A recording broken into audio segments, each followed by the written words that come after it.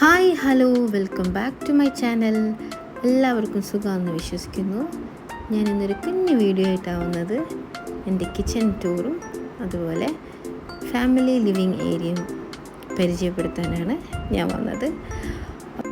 അപ്പോൾ ഈ channel കാണുന്നവരൊക്കെ subscribe ചെയ്യുക, അതുപോലെ തന്നെ നിങ്ങളുടെ അഭിപ്രായങ്ങളൊക്കെ കമൻറ്റ് ചെയ്യുക കേട്ടോ.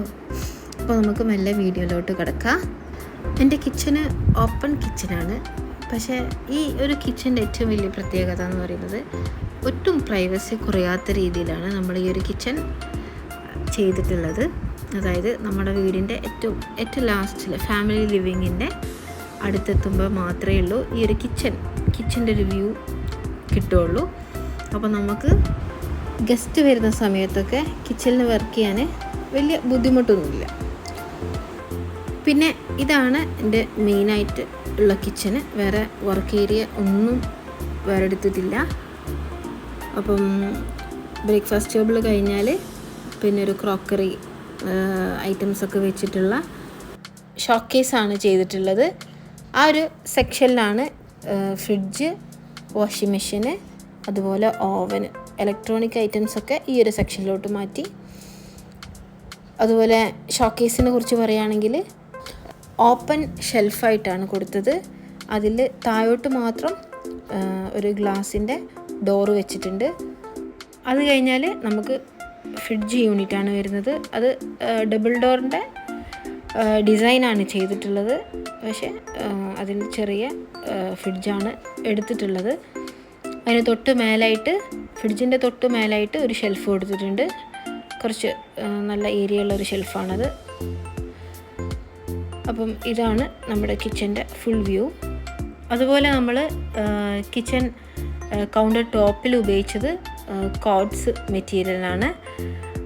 കോഡ്സിൻ്റെ ഒരു അഭിപ്രായം പറയുകയാണെങ്കിൽ നമ്മൾ റെഫ്യൂസ് ചെയ്യണ കിച്ചണിലേക്ക് കോഡ്സ് എടുക്കാണ്ടിരിക്കലാണ് ബെറ്റർ. അത് കഴിഞ്ഞതിന് ശേഷം നമ്മൾ വാഷിംഗ് മെഷീൻ്റെ ആ ഒരു ഭാഗത്തുള്ള നമ്മളെ ഷെൽഫ് അത് ഞാൻ എങ്ങനെ ഉപയോഗിക്കുന്നതെന്ന് കാണിച്ചു തരാം. അതിൽ അത് കുറച്ച് ആ വാഷിംഗ് മെഷീൻ്റെ ഏരിയ തന്നെ നമുക്കത് വേസ്റ്റായി പോകേണ്ട ഒരു ഏരിയ ആയിരുന്നു. ബട്ട് ഞാൻ അതിൻ്റെ ഉള്ളിൽ ഒരു റാക്ക് കൊടുത്ത് ഇതേപോലെ സെറ്റ് ചെയ്ത്, അപ്പോൾ നമുക്കത് യൂസ്ഫുള്ളായി. അല്ലാതെ ആ ഒരു വലിയ ഏരിയ തന്നെ നമുക്കത് വേസ്റ്റായി പോയിരുന്നു. അപ്പോൾ അങ്ങനെ ആ ഒരു ഏരിയ നല്ല ഉപകാരമുള്ളൊരു ഏരിയയ്ക്ക് മാറ്റി. പിന്നെ അതിൻ്റെ തൊട്ട് മേലെ ഓവൻ്റെ സ്പേസ് ആക്കിയെടുത്ത്, പിന്നെ എയർ ഫ്രയർ ഉണ്ട്. പിന്നെ ഏറ്റവും യൂസ്ഫുള്ളായിട്ടുള്ള കിച്ചണിലേക്ക് ഉള്ളൊരു കാര്യമാണ് നമ്മുടെ ഈ ഒരു ബാസ്ക്കറ്റ്. അതിനുശേഷം ഏറ്റവും കൂടുതൽ പറയാനുള്ളത് ഈ ഒരു വലിയ സിങ്കിനെ പറ്റിയാണ്. ഏറ്റവും നമ്മൾ കിച്ചന് എടുക്കുന്ന സമയത്ത് എപ്പോഴും കുറച്ച് വലിയ സിങ്ക് ചൂസ് ചെയ്യുക, അതായിരിക്കും ബെറ്റർ. ഓക്കെ. പിന്നെ പറയാനുള്ളത് ഈ ഒരു ലിക്വിഡ് സോപ്പ് ഡിസ്പെൻസറെ കുറിച്ചാണ്. അത് നല്ലൊരു ഐറ്റമാണ്. ഞാനത് ആമസോണിൽ നിന്നാണ് പർച്ചേസ് ചെയ്തത്. പിന്നെ സിങ്കിന് തൊട്ടതായിട്ട് ഒരു വേസ്റ്റ് ബിന്നുണ്ട്. പിന്നെ അതിന് ശേഷം 2 ഷെൽഫ് കൊടുത്തിട്ടുണ്ട്. ഒക്കെ സോഫ്റ്റ് ക്ലോസ് ആണ് കൊടുത്തിട്ടുള്ളത്. പിന്നെ ഏറ്റവും യൂസ്ഫുള്ളായിട്ടുള്ളൊരു ഏരിയയ്ക്ക് മാറ്റിയത് ഈ ഒരു കോർണർ സ്പേസാണ്.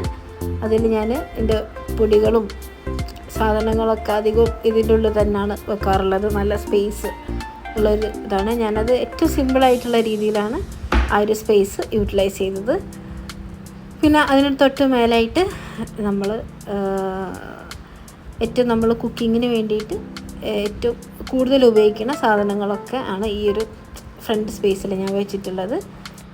പിന്നെ ഈ ഒരു ബോട്ടിലിൻ്റെ റിവ്യൂ ഞാൻ കഴിഞ്ഞ വീഡിയോയിൽ ചെയ്തിട്ടുണ്ടായിരുന്നു. ഇത് ബോട്ടിൽ ഉപയോഗിച്ചിട്ട് അതിൻ്റെ ഒരു അഭിപ്രായം ഞാൻ പറഞ്ഞിരുന്നു. കാണാത്തവരൊക്കെ ആ വീഡിയോ ഒന്ന് പോയി കാണാം കേട്ടോ. അതിനുശേഷം പിന്നെ നമുക്ക് വുഡൻ ഹോബിലേക്ക് പോവാം. വുഡൻ ഹോബ് നമ്മൾ സ്റ്റീലിൻ്റെതാണ് എടുത്തത്.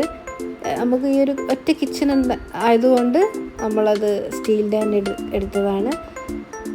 റെഫ്യൂസിനെപ്പോഴും ഇതാണ് ബെറ്റർ എന്ന് തോന്നി. പിന്നെ നമ്മൾ കട്ടിംഗ് ബോർഡൊക്കെ എപ്പോഴും വുഡൻ്റെ കട്ടിംഗ് ബോർഡ് തന്നെ ഉപയോഗിക്കുക, പ്ലാസ്റ്റിക്കിൻ്റെ ഒന്നും ഉപയോഗിക്കാണ്ടിരിക്കുക. അപ്പോൾ ഇതാണ് നമ്മുടെ കിച്ചണിലെ ഈ ഒരു സൈഡത്തെ വ്യൂ. പിന്നെ മേലെ ഒരു ഓപ്പൺ ഷെൽഫ് കൊടുത്തിട്ടുണ്ട്. അതിൽ റോയൽ ഫോർഡിൻ്റെ കുക്കിംഗ് സെറ്റാണ്. ഇതിന് തൊട്ട് മുകളിൽ ഹോം സെൻറ്ററിൻ്റെ പാത്രങ്ങളാണ്. പിന്നെ അതിന് ശേഷം പറയുകയാണെങ്കിൽ ഈ ഒരു ഷെൽഫിലാണ് ഞാൻ നമ്മുടെ കടല പയറൊക്കെ ഇട്ട് വെക്കൽ. അത് എപ്പോഴും നമ്മൾ ഇങ്ങനത്തെ ബോട്ടിൽസ് വാങ്ങുമ്പം അതാകുമ്പം മറ്റേ ബോട്ടിലിന് നമ്മളെ ഈ ബാംബു ലീഡുള്ള ആ ഒരു ബോട്ടിലിൻ്റെ കംപ്ലൈൻ്റ് ഒന്നും ഈ ഒരു ബോട്ടിലിന് ഉണ്ടാവില്ല. അത് സേഫാണ് സാധനം. പിന്നെ ഈ ഒരു ഇതിൽ മിക്സിൻ്റെ തൊട്ട് താഴത്തുള്ള ഷെൽഫിൽ മിക്സിൻ്റെ എല്ലാ സാധനങ്ങളും അതിൻ്റെ തൊട്ട് താഴെ തന്നെ വെച്ചത്.